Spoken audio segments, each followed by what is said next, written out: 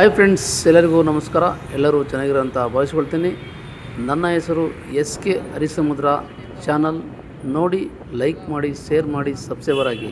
ಬೆಂಗಳೂರಿನ ಸಮೀಪದಲ್ಲಿರುವ ನೆಲಮಂಗಲ ತಾಲೂಕಿನ ಮಹಿಮಾಪುರ ಶ್ರೀ ರಂಗನಾಥ ಸ್ವಾಮಿಯ ಟೆಂಪಲ್ಗೆ ನಾವು ಹೋಗ್ತಾ ಇದ್ದೀವಿ. ಇವತ್ತು ಬನ್ನಿ, ನಾವೀಗ ಎಲೆಕ್ಟ್ರಾನಿಕ್ ಸಿಟಿಯಿಂದ ಹೋಗುತ್ತಿದ್ದೇವೆ. ನಾವು ನೆಲಮಂಗಲದಿಂದ ಈಗ ಹೋಗ್ಬೇಕು. ನಾವು ನೈಸ್ ರೋಡಲ್ಲಿ ನಾವು ಈಗ ಹೋಗ್ತಾಯಿದ್ದೀವಿ.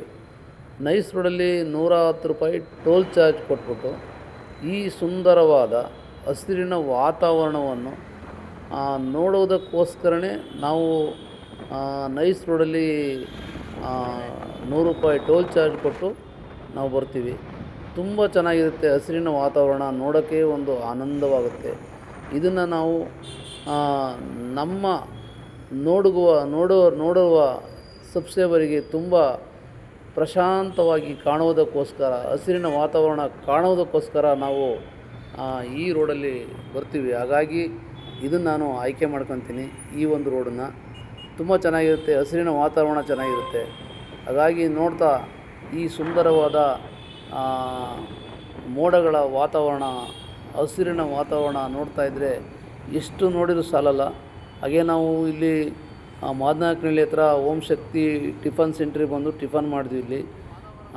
ಇಲ್ಲಿಂದ ಒಂದು 13 ಕಿಲೋಮೀಟ್ರನ್ನ 14 ಕಿಲೋಮೀಟ್ರ್ ಇದೆ. ನಾವು ಹೊರಟು ನೋಡಿ, ಇಲ್ಲಿ ಆಂಜನೇಯ ಸ್ವಾಮಿ ದೇವಸ್ಥಾನ ಇದೆ. ಇದು ನೋಡಿ, ಇದು ಅಡಕಮಾರನಹಳ್ಳಿ ಆಂಜನೇಯ ಸ್ವಾಮಿ, ವೀರಾಂಜನೇಯ ಸ್ವಾಮಿ ದೇವಸ್ಥಾನ ತುಂಬ ಚೆನ್ನಾಗಿದೆ. ಬನ್ನಿ. ಹಾಗೆ ಮುಂದೆ ಬಂದರೆ ಇನ್ನೂ ಅದ್ಭುತವಾದ, ಭಯಂಕರವಾದ, ಪವರ್ಫುಲ್ಲಾದ ಆಂಜನೇಯ ಸ್ವಾಮಿ ಇದೆ ನೋಡಿ, ಅದು ಕೂಡ ನೋಡಿ. ಈ ವ್ಯೂಸ್ ತುಂಬ ಅದ್ಭುತವಾಗಿದೆ. ಮೋಡಗಳ ವಾತಾವರಣ, ಕಪ್ಪು ಮೋಡಗಳ ವಾತಾವರಣ ಎಷ್ಟು ನೋಡಿದರೂ ಸಾಲದು, ಅದ್ಭುತವಾಗಿ ಕಾಣುತ್ತೆ. ಈ ಒಂದು ನೈಸ್ ರೋಡಲ್ಲಿ ಬರ್ತಾಯಿದ್ರೆ ನಮಗೆ ಸುಂದರವಾದ, ಅದ್ಭುತವಾದ ವಾತಾವರಣ ನೋಡಿ. ಅಲ್ಲಿ ಮುಂದೆ ಕಾಣ್ತಾಯಿದೆ ನೋಡಿ, ಬೆಟ್ಟ ಕಾಣ್ತಾಯಿದೆ ನೋಡಿ, ಮಹಿಮಾಪುರ ರಂಗನಾಥ ಸ್ವಾಮಿಯ ಬೆಟ್ಟ ಕಾಣ್ತಾಯಿದೆ ನೋಡಿ. ನಾವು ಇಲ್ಲಿಗೆ ಬಂದು ನೋಡಿ, ಇದೇ ಮಹಿಮಾ ರಂಗನಾಥ ಸ್ವಾಮಿಯ ದೇವಸ್ಥಾನದ ಒಂದು ದ್ವಾರ ಬಾಗಿಲು, ಊರಿಗೆ ಹೋಗುವ ದ್ವಾರ ಬಾಗಿಲಿದು. ಇಲ್ಲಿಂದ ನಾವು ಹೋಗಬೇಕು. ದ್ವಾರ ಬಾಗಿಲಿಂದ ನಾವು ಮಹಿಮಾ ಶ್ರೀ ರಂಗನಾಥ ಸ್ವಾಮಿಯ ಬೆಟ್ಟಕ್ಕೆ, ಹಾಗೆ ಅಲ್ಲಿ ಆಂಜನೇಯ ಸ್ವಾಮಿ ಇದೆಯಂತೆ, ಅದು ಎಲ್ಲ ನಾವು ನೋಡೋಕ್ಕೆ ಹೋಗಬೇಕು. ಬನ್ನಿ, ನಾವೀಗ ಈ ಮಹಿಮಾ ರಂಗನಾಥ ಸ್ವಾಮಿಯ ದೇವಸ್ಥಾನವನ್ನು ಮಹಿಮಾಪುರಕ್ಕೆ ಹೋಗಿ ನೋಡೋಣ. ಬನ್ನಿ. ನಾನು ಇಲ್ಲಿಂದಲೇ ನಿಮಗೆ ಸ್ವಲ್ಪ ವಿವರಣೆ ಕೊಟ್ಕೊಂಡು ನಾನು ಹೋಗ್ತೀನಿ. ಹಾಗೆ ನಾನು ಗಾಡಿಯಲ್ಲಿ ಹೋಗ್ತಾ ಇದ್ದೀನಿ. ಬನ್ನಿ, ಹೇಳ್ಕೊಂಡು ಹೋಗೋಣ. ಮಹಿಮಾಪುರ ಒಂದು ಸಣ್ಣ ಗ್ರಾಮವಾಗಿದ್ದು, ಒಂದು ಕಡೆ ಕಲ್ಲು ಬಂಡೆಗಳು ಹಾಗೂ ಮತ್ತೊಂದು ಕಡೆ ಹಸಿರಿನ ಹೊಲಗಳಿಂದ ಸುತ್ತುವರಿದಿದೆ. ಈ ಗ್ರಾಮದ ವೈಶಿಷ್ಟ್ಯವೇನೆಂದರೆ, ಇಲ್ಲಿ ನಾರಾಯಣ ದೇವರ ವಾಹನವಾದ ಗರುಡ ದೇವರನ್ನು ಇಲ್ಲಿ ಪೂಜಿಸಲಾಗುತ್ತದೆ. ಇಲ್ಲಿನ ಮುಖ್ಯ ದೇವರು ಮಹಿಮಾ ರಂಗನಾಥ ಸ್ವಾಮಿ. ಒಂದು ಸುಂದರವಾದ ದೇವಾಲಯವು ಬೆಟ್ಟದ ಮೇಲಿದೆ.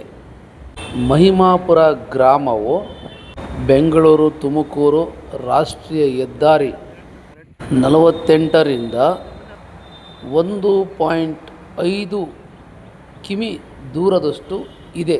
ಈ ಒಂದು ದೇವಸ್ಥಾನ ಸುಮಾರು 300 ಮೆಟ್ಟಿಲುಗಳನ್ನು ಹತ್ತಿದರೆ ಬೆಟ್ಟದ ಮೇಲೆ ತಲುಪಬಹುದು. ಇಲ್ಲಿ ಚೋಳ ಶೈಲಿಯ ಸುಂದರವಾದ ರಂಗನಾಥ ಸ್ವಾಮಿ ದೇವಾಲಯವಿದೆ. ಈ ಬೆಟ್ಟದ ಮೇಲಿರುವ ದೇವಾಲಯವು ಗರುಡದೇವ, ರಂಗನಾಥ ಸ್ವಾಮಿ ಮತ್ತು ಹನುಮಂತ ಸ್ವಾಮಿಯ ವಿಗ್ರಹವನ್ನು ಹೊಂದಿದೆ. ಸಂಪೂರ್ಣ ದೇವಾಲಯವು ಕಲ್ಲಿನಿಂದ ಕಟ್ಟಲ್ಪಟ್ಟಿದೆ. ಬೆಟ್ಟದ ಮೇಲಿನಿಂದ ಶಿವಗಂಗೆ ಬೆಟ್ಟ, ಆಲದಹಳ್ಳಿ ರಂಗನಾಥ ಸ್ವಾಮಿಯ ಬೆಟ್ಟ ಹಾಗೂ ಹಸಿರು ಹೊಲ ಗದ್ದೆಗಳನ್ನು ನೋಡಬಹುದು. ದೇವಾಲಯದ ಪಕ್ಕದಲ್ಲಿ ಒಂದು ಎಲಚಿನ ಮರವಿದೆ. ಎಲಚಿನ ಹಣ್ಣುಗಳನ್ನು ಗರುಡನಿಗೆ ಪ್ರಿಯವಾದದ್ದು. ಇಲ್ಲಿ ಪ್ರತಿದಿನ ಬೆಳಗಿನ ಸಮಯದಲ್ಲಿ ಮಾತ್ರ ಪೂಜೆ ಮಾಡಲಾಗುತ್ತದೆ. ಶನಿವಾರದಂದು ಮಾತ್ರ ಬೆಳಗ್ಗೆ ಮತ್ತು ಸಂಜೆ ಪೂಜೆ ಇರುತ್ತದೆ. ಸಂಜೆ ಪೂಜೆ ಮಾಡಲಾಗುತ್ತದೆ. ಇಲ್ಲಿ ಆಂಜನೇಯ ಸ್ವಾಮಿ ಕೂಡ ಪೂಜೆ ಮಾಡಲಾಗುತ್ತದೆ. ಒಟ್ಟಿನಲ್ಲಿ ಇದು ಸುಂದರವಾದ ಪ್ರವಾಸಿ ತಾಣವಾಗಿದೆ.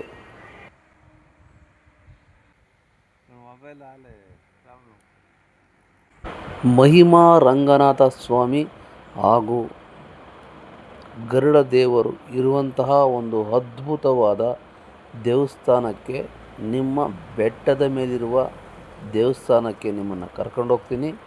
ಬನ್ನಿ, ಅಲ್ಲಿವರೆಗೂ ಈ ಸುಂದರವಾದ ಜಾಗ ನಿಮಗೆ ತೋರಿಸ್ತಾ ಇದ್ದೀನಿ. ಎಲ್ಲಿ ನಾವು ಹೋಗಬೇಕು, ಹೇಗೆ, ಈ ಮೆಟ್ಟಿಲು 300 ಮೆಟ್ಟಿಲನ್ನು ಹತ್ತಿಕೊಂಡು ನಾವು ಹೋಗಬೇಕು. ದಿನ ನಮಗೆ ಬಂದಿದೆ, ಆದರೆ ಇಲ್ಲಿ ರೆಡಿ ಮಾಡ್ತಾಯಿದ್ದಾರೆ, ಎಲ್ಲ ಮೆಟ್ಟಿಲುಗಳೆಲ್ಲ ರೆಡಿ ಮಾಡ್ತಾಯಿದ್ದಾರೆ. ಹಾಗಾಗಿ ನಾವು ಇಲ್ಲಿ ಮೆಟ್ಟಿಲಿಗೆ ನಾವು ಹೋಗೋಕ್ಕಾಗಲಿಲ್ಲ. ನಾವು ಪಕ್ಕದಲ್ಲೇ ಒಂದು ರೋಡ್ ಇದೆ, ಅಲ್ಲಿ ನಾವು ಬೆಟ್ಟ ಹತ್ಕೊಂಡು ನಾವು ಹೊರಡ್ತಾ ಇದ್ದು. ಹಾಗಾಗಿ ಇದನ್ನೆಲ್ಲ ನಿಮಗೆ ತೋರಿಸ್ತಾ ಇದ್ದೀನಿ. ಇದೆಲ್ಲ ನೋಡಿ, ಸುಂದರವಾದ ಹಸಿರಿನ ವಾತಾವರಣ ಎಷ್ಟು ಅದ್ಭುತವಾಗಿದೆ ಅಂತ ನಿಮಗೆಲ್ಲರಿಗೂ ತೋರಿಸ್ತೀನಿ. ಎಷ್ಟು ಬನ್ನಿ, ಇವೆಲ್ಲ ನಾವು ನೋಡಿಕೊಂಡು ಮುಂದೆ ನಾವು ಬೆಟ್ಟದ ತುದಿಗೆ ಹೋಗೋಣ. ಬೆಟ್ಟದ ತುದಿಯಲ್ಲಿ ಏನೆಲ್ಲ ನಿಮಗೆ ವಿವರಣೆ ಕೊಟ್ಟಿದ್ದೀನಿ ಅವೆಲ್ಲ ನಾವು ನೋಡೋಕ್ಕೆ ಹೋಗೋಣ. ಬನ್ನಿ ಫ್ರೆಂಡ್ಸ್.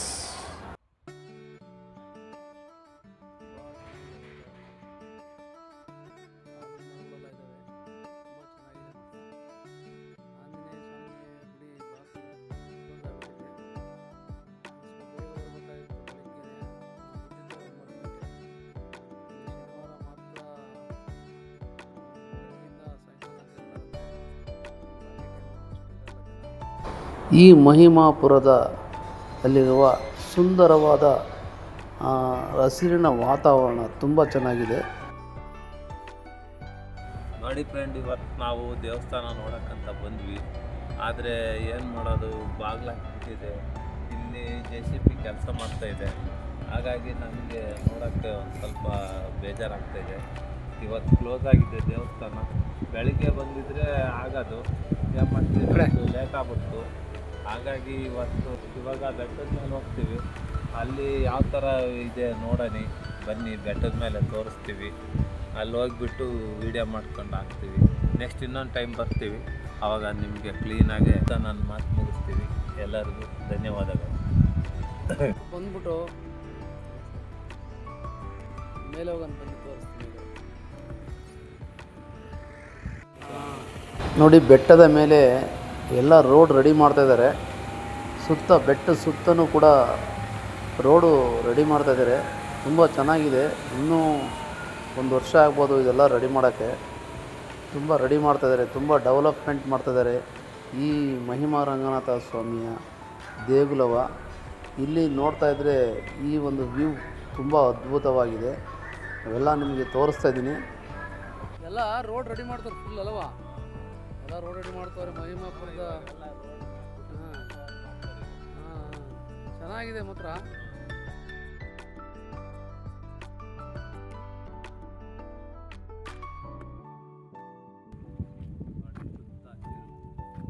ಬೆಟ್ಟದ ಕೆಳಗಡೆ ಮೆಟ್ಲಿಗೆ ಎಲ್ಲ ರೆಡಿ ಮಾಡೋಕ್ಕೆ, ರೋಡ್ ರೆಡಿ ಮಾಡೋಕ್ಕೆಲ್ಲ ಮೆಟ್ಲಿಗೆ ತೆಗೆದಿದ್ದಾರೆ.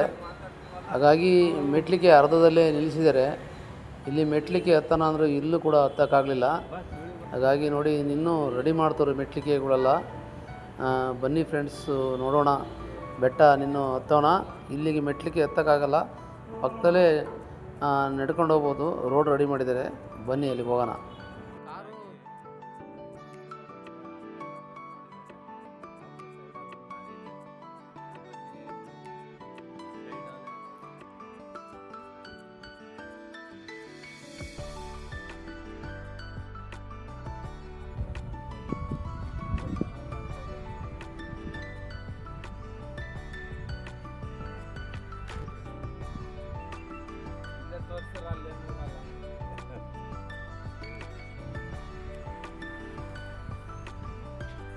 ರಪ್ಪ ಬಾಲ್ ಹಾಕಿ ಬಿಡೋಣ.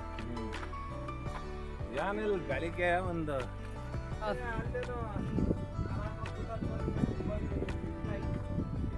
ಹಾಂ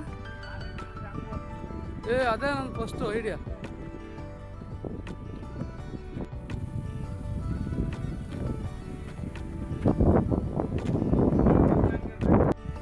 ಬಂಡೆ ನೈಜವಾಗಿ ಬಂಡೆ ಶಂಖ ಇಟ್ಟ ಥರ ಕಾಣುತ್ತೆ ನೋಡಿ. ಇದು ತುಂಬ ಚೆನ್ನಾಗಿದೆ, ಶಂಖ ಇಟ್ಟಂಗೆ ಕಾಣುತ್ತೆ. ಬಂಡೆ ಮೇಲೆ ಬಂಡೆ ಇದ್ದಾವೆ.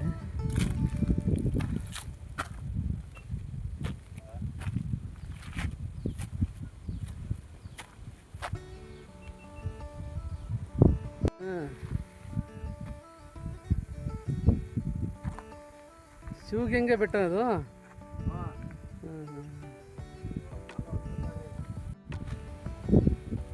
ಫುಲ್ ಮ್ಯಾಕ್ ಹೋಗಿ ಹಿಡಿಬೇಕು. ಬಂದು ಇನ್ನೇ ನೋಡಪ್ಪ ಅದೇ ಮೆಟ್ಲಿಕ್ಕೆ ಅಲ್ಲಣ್ಣ, ಮೆಟ್ಲಿಕ್ಕೆ ಎತ್ತಿದ್ವಲ್ಲ ಅದಕ್ಕೆ.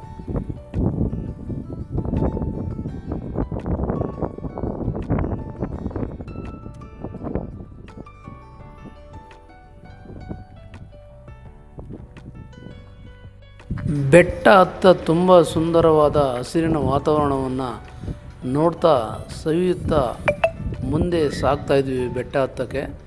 ಹಾಗೆ ನಿಮಗೆಲ್ಲ ವ್ಯೂ ತೋರಿಸ್ತಾ ಇದ್ದೀನಿ ನೋಡಿ, ತುಂಬ ಅದ್ಭುತವಾಗಿದೆ ವ್ಯೂ.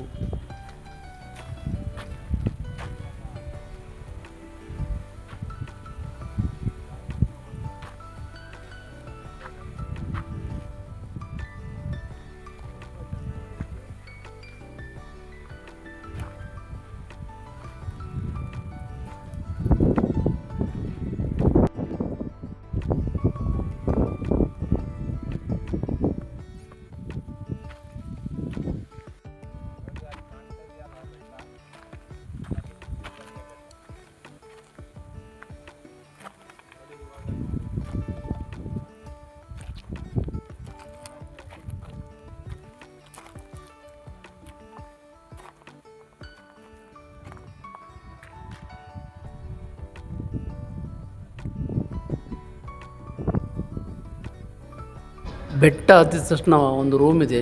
ರೂಮ್ ಪಕ್ಕ ನಮಗೆ ಆ ದೇವರು ದರ್ಶನಕ್ಕೆ ಇಲ್ಲಿ ಕಾಲು ತೊಳ್ಕೊಂಡು ಹೋಗಬೇಕು. ಕಾಲು ತೊಳಕ್ಕೆ ನೀರಿದೆ.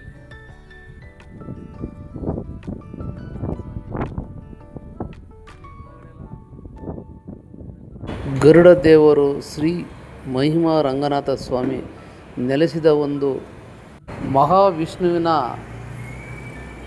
ವಾಹನವಾದ ಗರುಡ ತನ್ನ ತಂದೆಯಿಂದಲೇ ಶಾಪಕ್ಕೆ ಒಳಗಾಗುತ್ತಾರೆ. ಮಹಾವಿಷ್ಣು ಪ್ರತ್ಯಕ್ಷವಾಗಿ ಗರುಡ ದೇವರಿಗೆ ತಂದೆಯಿಂದ ಶಾಪಕ್ಕೆ ಒಳಗಾದ ಗರುಡ ದೇವರಿಗೆ ಶಾಪದಿಂದ ಮುಕ್ತಿ ಕೊಡುತ್ತಾರೆ ವಿಷ್ಣು ದೇವರು. ಗರುಡ ಪುರಾಣ ಇತಿಹಾಸ ಉಲ್ಲೇಖವಾಗಿರುವ ಮಹಿಮಾ ರಂಗನಾಥ ಸ್ವಾಮಿ ವಿನುತ ಮತ್ತು ಕಶ್ಯಪ ಮುನಿಗಳಿಗೆ ಗರುಡ ದೇವರು ಹುಟ್ಟುತ್ತಾರೆ. ಗರುಡ ದೇವರು ಹುಟ್ಟಿದ ತಕ್ಷಣ ಗರುಡ ದೇವರ ಶರೀರವೆಲ್ಲ ಅಜಾನುಭಾವವಾಗಿ ಕಾಣಿಸುತ್ತೆ. ಗರುಡ ದೇವರು ಅಜಾನುಭಾವವಾಗಿ ಬೆಳೆದ ಕಾರಣ ಗರುಡ ದೇವರಿಗೆ ವಿಚಿತ್ರವಾಗಿ ಹಸಿವು ಜಾಸ್ತಿ ಆಗುತ್ತೆ.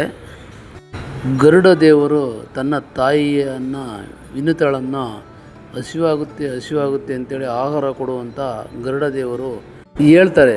ವಿನುತಳು ನಿನ್ನ ತಂದೆ ಹತ್ರ ಹೋಗು, ನಾನು ನಿನಗೆ ಆಹಾರ ಎಷ್ಟು ಕೊಟ್ಟರೂ ನಿನಗೆ ಹೊಟ್ಟೆ ಹಸಿವಾಗುತ್ತಿದೆ, ನಿನ್ನ ತಂದೆ ಹತ್ರ ಹೋಗಿ ಕೇಳು ಅಂತ ಹೇಳ್ತಾರೆ. ಗರುಡ ದೇವರು ತಾಯಿ ಹೇಳಿದ ಪ್ರಕಾರ ತಂದೆ ಹತ್ರ ಹೋಗಿ ಗರುಡ ದೇವರು ತಂದೆಯಾದ ಕಶ್ಯಪ ಮುನಿಗಳ ಹತ್ರ ಹೋಗ್ತಾರೆ. ಗರುಡ ದೇವರು ಕಶ್ಯಪ ಮುನಿಗಳ ಹತ್ರ ಹೋಗಿ ಕೇಳ್ತಾರೆ, ನನಗೆ ತುಂಬ ಹಸಿವಾಗಿದೆ ಅಂತ ಕೇಳ್ತಾರೆ. ಕಶ್ಯಪ ಮುನಿಗಳು ತುಂಬ ಘೋರವಾದ ತಪಸ್ಸು ಮಾಡ್ತಾ ಇರ್ತಾರೆ. ಗರುಡ ದೇವರು ನನಗೆ ಆಹಾರ ಕೊಡು ಎಂದು ಕಶ್ಯಪ ಮುನಿ ಅವ್ರ ಹತ್ರ ಹೋಗಿ ಕೇಳ್ತಾ ಇರ್ತಾರೆ. ಅವರು ತುಂಬ ಘೋರವಾದ ತಪಸ್ಸು ಮಾಡ್ತಾ ಇರ್ತಾರೆ. ಅವರಿಗೆ ತಪಸ್ಸು ಭಂಗವಾಗುತ್ತೆ. ಕಶ್ಯಪ ಮುನಿಗಳು ಕೋಪಗೊಂಡು ಗರುಡ ದೇವರಿಗೆ ಶಾಪ ಕೊಡುತ್ತಾರೆ. ತನ್ನ ಮಗನಿಗೆ ಶಾಪ ಕೊಡುತ್ತಾರೆ. ಅದು ಎಂಥ ಶಾಪ ಅಂದರೆ ರಾಕ್ಷಸರನ್ನು ನೀನು ಭಕ್ಷಿಸು ಎಂದು ಶಾಪ ಕೊಡುತ್ತಾರೆ ಗರುಡ ದೇವರಿಗೆ ಕಶ್ಯಪ ಮುನಿಗಳು. ಗರುಡ ದೇವರು ಶಾಪದಿಂದ ಮಾಂಸವನ್ನು ಭಕ್ಷಿಸುತ್ತಾ ಇರುತ್ತಾರೆ. ಗರುಡ ದೇವರು ಮಾಂಸವನ್ನು ಭಕ್ಷಿಸುತ್ತಾ ಒಂದು ದಿನ ತನ್ನ ತಪ್ಪಿನ ಅರಿವು ಗರುಡ ದೇವರಿಗೆ ಗೊತ್ತಾಗುತ್ತೆ. ಗರುಡ ದೇವರಿಗೆ ತನ್ನ ತಪ್ಪಿನ ಅರಿವು ಗೊತ್ತಾದಾಗ ಬೆಟ್ಟದ ತುದಿಯಲ್ಲಿರುವ ಎಲಚೆ ಮರದ ಹತ್ತಿರ ಹೋಗಿ ತಪಸ್ಸು ಮಾಡುವುದಕ್ಕೆ ಕುಳಿತು ಬಿಡುತ್ತಾರೆ. ಗರುಡ ದೇವರು ಕಾಲಕ್ರಮೇಣ ಅಲ್ಲಿ ಕುಳಿತು ತುಂಬ ಘೋರ ತಪಸ್ಸು ಮಾಡುತ್ತಾರೆ. ಆ ತಪಸ್ಸಿಗೆ ಮೆಚ್ಚಿ ವಿಷ್ಣು ದೇವರು ರಂಗನಾಥ ಸ್ವಾಮಿಯಾಗಿ ಗರುಡ ದೇವರಿಗೆ ಕಾಣಿಸಿಕೊಳ್ಳುತ್ತಾರೆ. ಎಲಚೆ ಮರದ ನೋಡಿ ಇಲ್ಲೇ ಇದೆಯಲ್ಲ, ಎಲಚೆ ಮರದ ಹತ್ತಿರ ಕಾಣಿಸಿಕೊಳ್ಳುತ್ತಾರೆ. ಗರುಡ ದೇವರಿಗೆ ಕಾಣಿಸಿಕೊಂಡು ಶಾಪ ವಿಮೋಚನೆ ಮಾಡುತ್ತಾರೆ ವಿಷ್ಣು ದೇವರು ರಂಗನಾಥ ಸ್ವಾಮಿಯಾಗಿ. ಗರುಡ ದೇವರಿಗೆ ರಂಗನಾಥ ಸ್ವಾಮಿಯು ಒಂದು ಆಶ್ವಾಸನೆಯನ್ನು ಕೊಡುತ್ತಾರೆ. ನೀನು ನನ್ನ ವಾಹನವಾಗಿ ಇರು ಎಂದು ಗರುಡ ದೇವರಿಗೆ ಶ್ರೀ ವಿಷ್ಣು ದೇವರು ಆಶ್ವಾಸನೆಯನ್ನು ಕೊಡುತ್ತಾರೆ. ಗರುಡ ದೇವರು ಸದಾಕಾಲ ಮಹಾವಿಷ್ಣುವಿನ ವಾಹನವಾಗಿ ಇರುತ್ತಾರೆ. ಕಾಲಕ್ರಮೇಣ ಮಹಾವಿಷ್ಣುವು ಗರುಡ ದೇವರಿಗೆ ರಂಗನಾಥ ಸ್ವಾಮಿಯಾಗಿ ಕಾಣಿಸ್ಕೊಂಡ ನಂತರ ರಂಗನಾಥ ಸ್ವಾಮಿಯು ಬೆಲ್ಲದ ಅಚ್ಚಿನ ರೂಪದಲ್ಲಿ ನೆಲೆಗೊಳ್ಳುತ್ತಾರೆ. ಇಲ್ಲಿ ತೀರ್ಥ ಪ್ರಸಾದವನ್ನು ಸೇವಿಸಿದರೆ ರೋಗ ರುಜಿನಗಳು ಮಾಯವಾಗುತ್ತಾ ಇರುತ್ತವೆ. ಇಲ್ಲಿ ಚರ್ಮ ರೋಗದ ಕಾಯಿಲೆ ಇದ್ದರೆ ತೀರ್ಥ ಪ್ರಸಾದವನ್ನು ಸೇವಿಸಿದರೆ ಚರ್ಮ ರೋಗದ ಕಾಯಿಲೆ ಗುಣಮುಖರಾಗುತ್ತಾರೆ. ಹಾಗೆ ಇಲ್ಲಿ ಮಕ್ಕಳ ಸಂತಾನ ಭಾಗ್ಯದ ಕರುಣೆಯನ್ನು ತೋರುವ ಈ ಮಹಿಮಾ ರಂಗನಾಥ ಹಾಗೂ ಗರುಡದೇವ ಆಂಜನೇಯ ಸ್ವಾಮಿ ಇಲ್ಲಿಗೆ ಬೇಡಿ ಬಂದ ಭಕ್ತರಿಗೆ ಪವಾಡ ರೂಪದಲ್ಲಿ ನಡೆಯುತ್ತಾ ಇರುತ್ತದೆ. ಇಲ್ಲಿ ಬೆಳಗ್ಗೆ ಒಂದು ಪೂಜೆ ಇರುತ್ತದೆ, ಸಾಯಂಕಾಲ ಪೂಜೆ ಇರುವುದಿಲ್ಲ. ಶನಿವಾರ ಮಾತ್ರ ಪೂಜೆ ಇರುತ್ತದೆ ಸಾಯಂಕಾಲ. ಸಂಜೆಯ ಸಮಯದಲ್ಲಿ ಇಲ್ಲಿ ಋಷಿಮುನಿಗಳು ಆಗಮಿಸುತ್ತಾರೆ ಎಂದು ಇಲ್ಲಿ ಸಂಜೆಯ ಸಮಯದಲ್ಲಿ ಪೂಜೆ ಇರುವುದಿಲ್ಲ. ಈ ಶ್ರೀ ಮಹಿಮಾ ರಂಗನಾಥ ಸ್ವಾಮಿಯ ದೇಗುಲಕ್ಕೆ ದಂಪತಿಗಳು ಬಂದು ಸಂತಾನ ಭಾಗ್ಯದ ಪ್ರಾಪ್ತಿಗೆ ಪ್ರಾರ್ಥಿಸಿಕೊಂಡರೆ ಸಂತಾನ ಭಾಗ್ಯದ ಕರುಣೆ ಕೊಡುವ ಶ್ರೀ ಮಹಿಮಾ ರಂಗನಾಥ ಸ್ವಾಮಿ ಹಾಗೂ ಗರುಡದೇವ ಆಂಜನೇಯ ಇಲ್ಲಿ ಅದ್ಭುತವಾದ ಪವಾಡವನ್ನು ಸೃಷ್ಟಿಸುತ್ತಾ ಇರುತ್ತದೆ.